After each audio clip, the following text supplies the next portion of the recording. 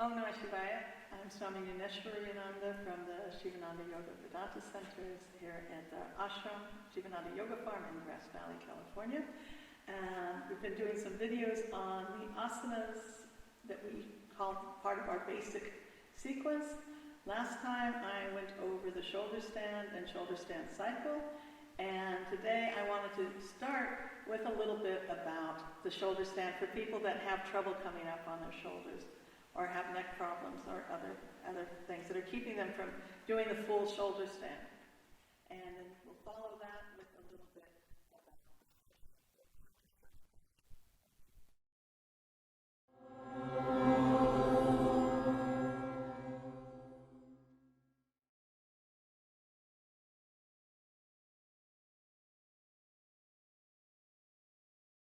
So for the shoulder stand, Sarvangasana, normally we'd have the students starting off laying down on their back and then coming up, bringing up their legs, their hips, lifting up the back, supporting the back, coming up onto their shoulder.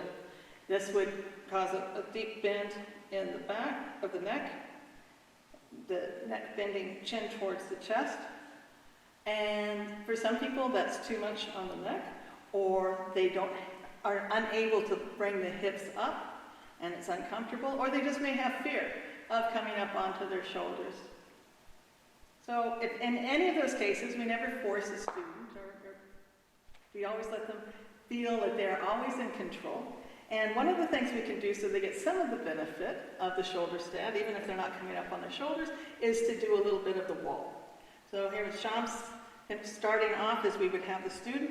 So we have the mat laid out, perpendicular to the wall, but he's starting off seated with the hips right next to the wall. So when he's going to turn around and bring his legs up, and he's going to end up with his hips still next to the wall. So he's just going to do a little movement like this, lift up the legs and turn, and lay down on his back. I'm just going to have him relax the feet a little bit. There we go. And this is a perfectly good variation for somebody just starting off, or afraid to come up, or maybe they're proficient in the shoulder stand, but they have an injury or some reason they don't want to come up. If a woman is menstruating, we often recommend that they don't do the inverted postures. That means lifting the hips higher than the chest. And so this is a perfectly good variation. They're getting the benefits of the inverted posture in this variation. And they can just relax and breathe in here. Now, if somebody is working on progressing up to the shoulder stand, maybe they feel comfortable here, and they want to come up a little bit, but they don't feel comfortable coming up on their own. Again, we can still use the wall. So we can just bend the knees and bring the feet to the wall, and just walk the feet up the wall. And they can even stop just right there, and he can push his hips up. And so he's doing this now with the knees bent and the hips up. And he can bring the hands up and help support the back with the hands if that's more comfortable. And he's going to make sure the shoulders are relaxed and the neck is relaxed. So you see he's pretty much in the shoulder stand as far as the head is concerned, and the bend in the neck is concerned. But he's got the wall supporting him. And so again, this is good for people that, again, have trouble lifting their hips up, or maybe overweight, or again, that fear of falling backwards or something happening to them. The other option, if they're not ready to come up this far, again, he can just let the hips down a little bit. Just let the hips down. And he can keep walking up the wall. So here you see again, just the feet are relaxed. He's being supported by the wall. He doesn't have such a sharp bend in the neck. And he can support with the hands if he's comfortable that way.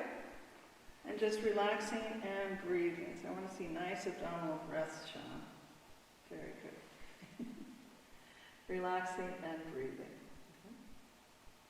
If from this position, if the rest of the class was doing, for example, the half plow, he could also follow along, but he might want to bring the feet down where he's got the feet flat on the wall.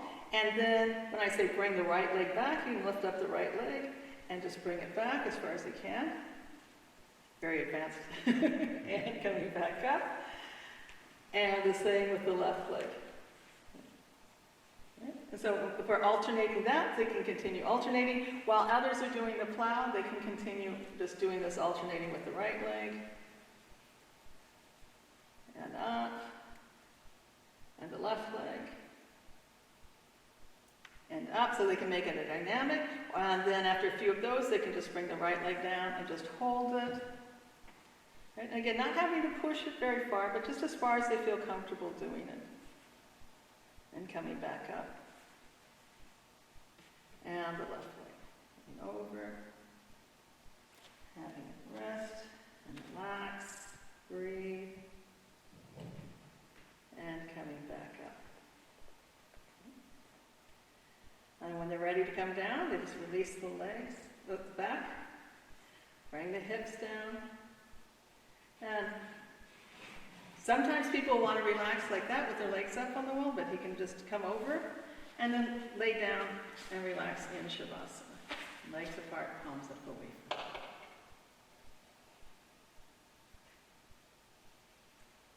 Relax neck and shoulders, relax the back, let go of any tension. And breathe. Inhaling, the abdomen rises. Exhaling, the abdomen falls. And then we have them proceed to the fish, the counter pose, as with everyone else. Again, maybe with a variation, which we will cover in the next section.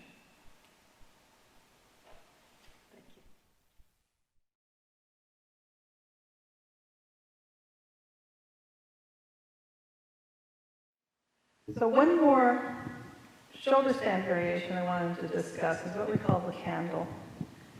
So Shantanu is going to bring his legs together, hands by the side, and come up into the shoulder stand.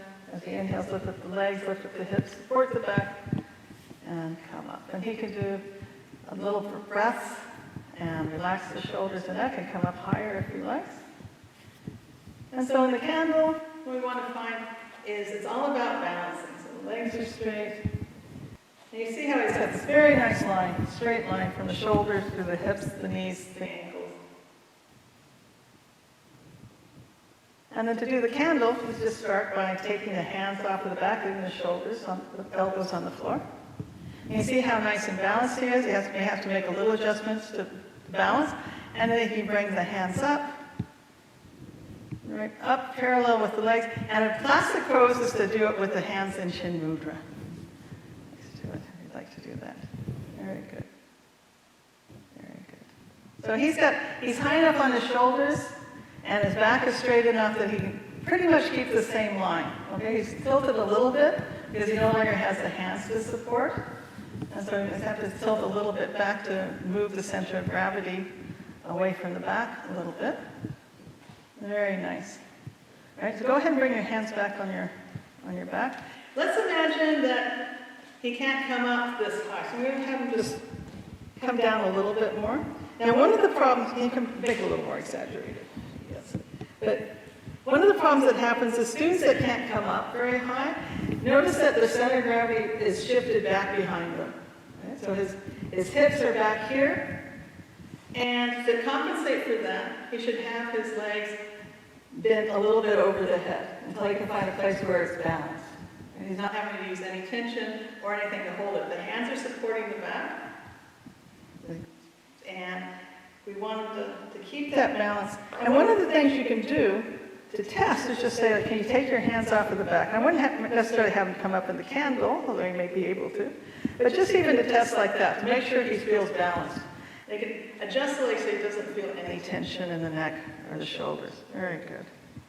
Go ahead and put the hands back. One of the problems why I test like that sometimes is students that can't come all the way up, they know they want their legs straight. And so I'm going to do this very awkward thing.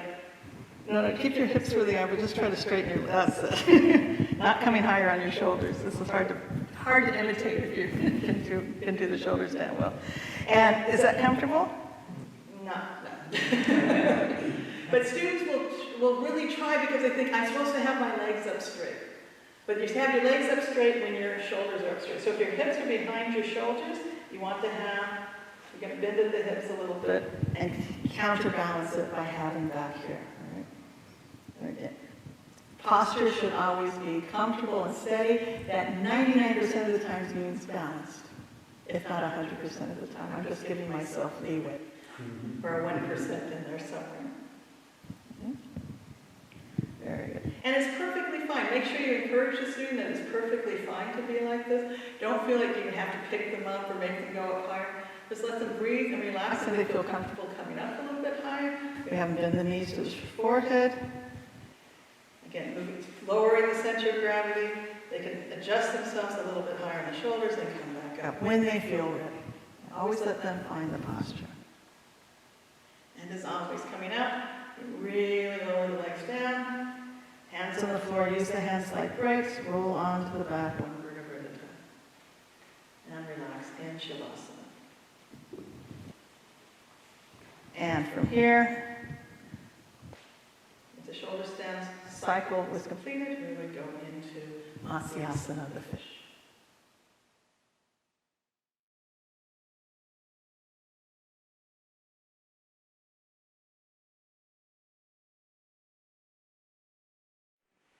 So when we do a sequence of asanas, we want to make sure we have the pose and then the counter pose. Stretch, counter, stretch. And the counter stretch and counter pose to the shoulder stand and shoulder stand cycle is the fish, Matsyasana. So Ananda Maya is going to show us, demonstrate the fish for us. The general basic asana is to bring the legs together. And with the arms straight, palms turned down to the floor, he's going to slide the arms underneath the body. I jokingly say, like you're trying to hide your elbows from me. And it's even better if you can, if the student is comfortable, that they even stretch their arms out like they're trying to touch their thigh past the buttocks. So they feel like the arms are nice and straight, the arms go there. Then to come up, she's going to not lift the head, she's going to lift the chest. So the sternum is going to, actually Swami's pulling her straight up from the sternum and not putting the head back. So the idea is to imagine you're trying to bring your forehead to the top, to the floor. That's it. So you're pressing on the elbows. So automatically, if you lift the chest, the shoulders are going to be back, the head is back, and the head is touching the floor, but just very, very lightly. General instructions in here would be to relax the feet and the legs. Sometimes people point their toes, or we have tension in the legs, or tension in the back, tension in the buttocks. But just to try to relax that part of the body as much as possible, and to keep breathing. If you find that you think maybe they can come up a little bit more, you want to make an adjustment. Again, never force somebody into an adjustment. We're just going to try to guide them. So I'm going to use one hand, and just again, the fingertip. So the fingertip of my middle finger, and I'm going to slide the hand underneath. Okay? So from this side, it would look like this. Okay? Underneath the chest. So I'm going to slide one hand underneath there, and just right between the shoulder blades, just push the finger there, just to get the pressure, and you see how her chest came up.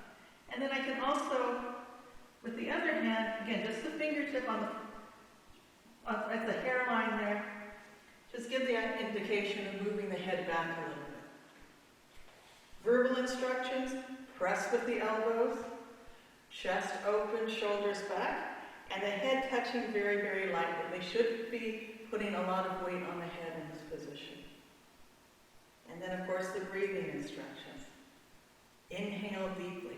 In this position, you see the chest is wide open. With the head back, the airways are very, very open. So there's very little resistance to air coming in or out of the lungs. They really want to encourage deep breathing. So inhaling, the abdomen comes up, and then notice the chest opens up.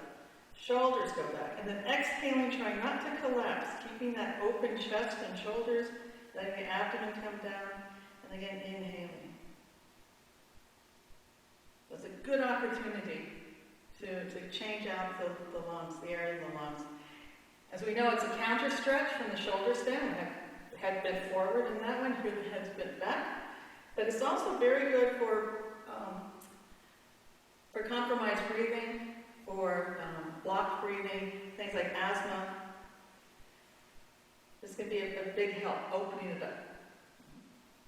And it also, in the long run, helps us with vital capacity of the lungs by stretching this out so that the chest is more open. And then to come out, Just lifts up the head, rolls down onto her back, and relaxes in Shavasana. Legs apart, palms up away from the body. And if you like, you can say just to roll the head gently to the right, gently to the left, and back to center. That's especially important with beginners because sometimes they'll have a lot of tension there, and that just makes them aware of the tension and letting that tension go. So you want to relax the neck, relax the shoulders, relax the back, and relax completely. Now I'm going to have her do it once more, but I'm going to have her do it a little bit differently because I want you to see what is commonly given as an instruction, why it may not be such a good instruction. So again, bring the legs together, arms underneath the body.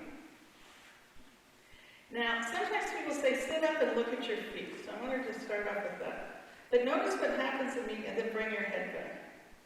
Notice immediately, as soon as she's looking at her feet, what happened to her chest?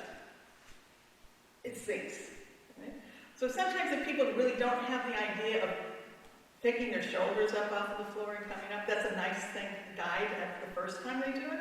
But you really want them to, once they understand the posture, that they can just start with the sternum first. And the head just comes back very, very naturally in that way. Okay? Very nice. Thank you very much. And legs apart, palms up away from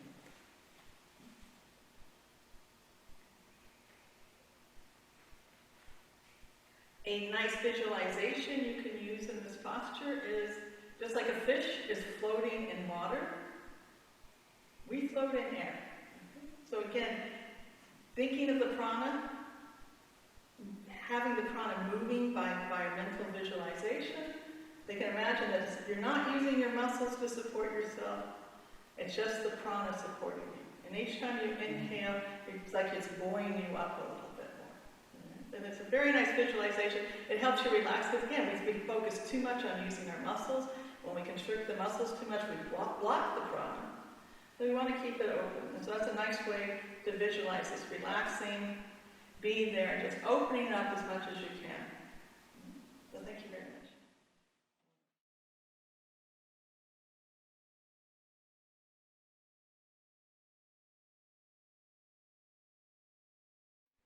I just want to go over a little bit like what we do if we have some problems with the fish. So maybe somebody's got a bad neck, somebody's got a bad back, and they don't feel they're okay doing shoulder stand, but they don't feel comfortable doing the fish, and it hurts when I do this, or it hurts my back, hurts my neck. And so what we can do is just have them, he can sit up, and just want him to put his forearms on the ground, like that. That's it. And just from here, if he's comfortable having the head go back, he can have the head go back, and just open the chest. And again, that adjustment with the hand, but I can come over here behind the neck and just tap there and just encourage him to open up the chest and breathe deeply. First into the abdomen and then breathe into your chest. Let's see your chest. There you go. Chest open up, shoulders open up. If somebody has a problem with their neck and they don't want to put their head back like that, again, he can have his head up like this. And make sure there's not going to be too much tension in the back of the neck. And he can breathe like this, but he's getting some of that benefit of opening the chest and having that arching in the back. Very good. And then they come out and relax. And just lay down and relax in Shavasana. Any questions? Can we do this one for the beginners? Let us get the idea. You can. For beginners, you can do this to get the idea. But again, I usually only do it when they really can't, if they really have problems with bringing their head back and things. But again, it's always nice to do this if somebody needs it. The first time you said, get the idea of what it is they're supposed to do if they're completely confused yet. It's a nice, simple movement that people can do. Thank you very much.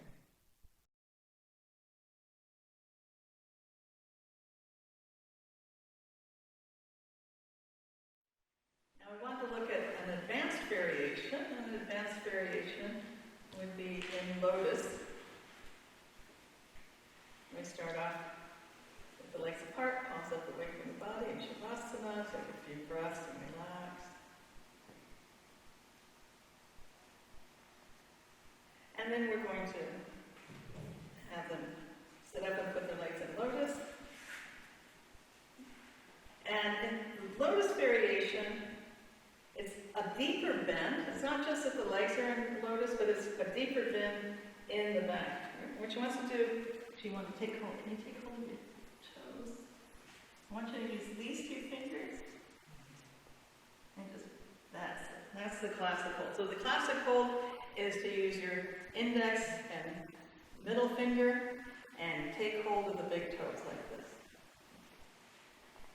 So she's going to, what we have here is the dynamics. Again, the chest is up, the head is back, and then like she's trying to bring the forehead to the top of the forehead to the floor. And the dynamics here is we create a tension. It's rather like a bow that's going to pull this, make the back come up further and make a deeper bend in the back. So she's going to pull in this direction while she's pressing with her elbows, and then she's going to press her knees towards the floor, all three at the same time.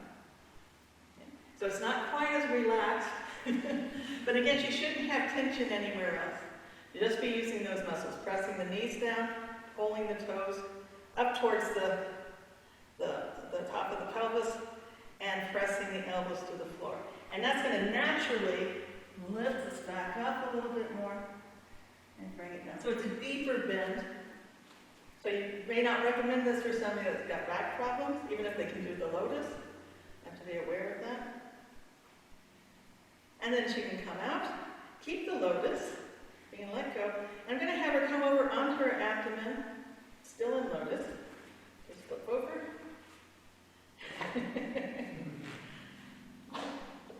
She's so pretty.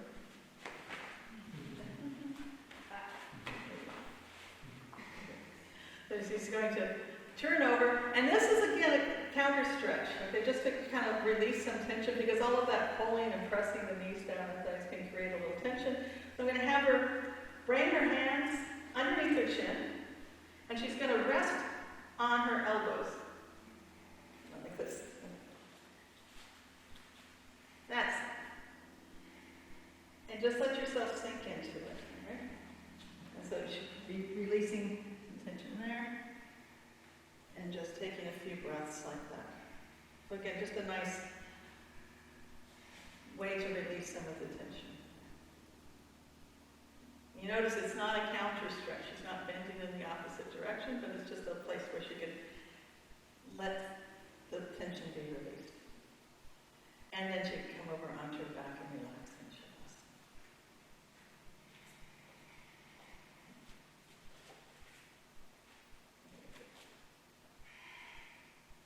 And just breathe.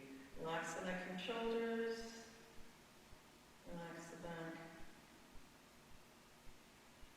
And again, if she would like to, if it's more comfortable, just to turn the head gently to the right, gently to the left, and back to center. Just to make your awareness of any tension and to release any tension. Thank you. Okay. Any questions?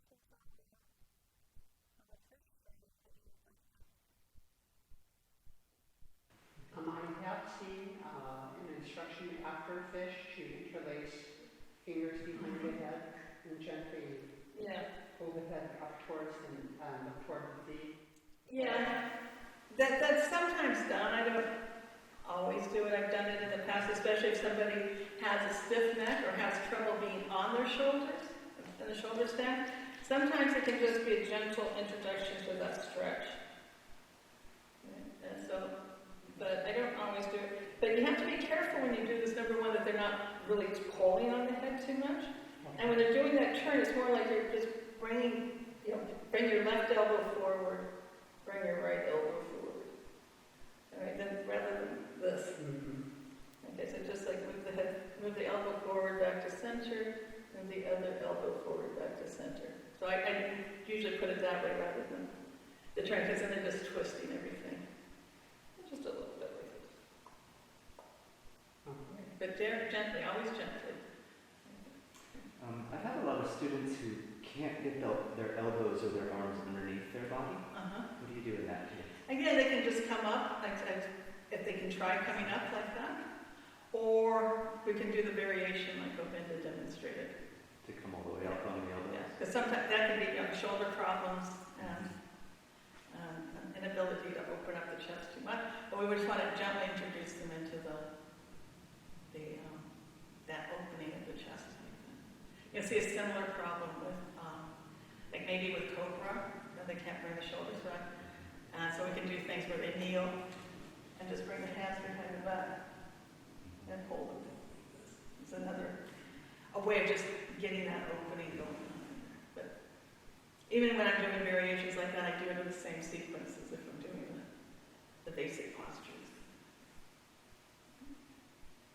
And again, the main thing is when you see students having trouble with particular asanas, as a teacher, right, we can't tell you all the different possibilities. Or if a student, maybe you have a student that's coming and they say, like, oh, I have this problem, I have that problem. And it's like, I broke my arm. And what you do is you say, okay, let me imagine I've got a cast on my arm, that I can't use it or whatever. And how would I do my asanas? And then you just do your asana practice, like how would I do that? And try it. Okay? And the more you do things like that, the more you have your toolbox. And you know what it feels like. You know what it feels like. And a lot of times it's like, can I get that same feeling of prana? Not just the same stretch, but I can get that same feeling of prana by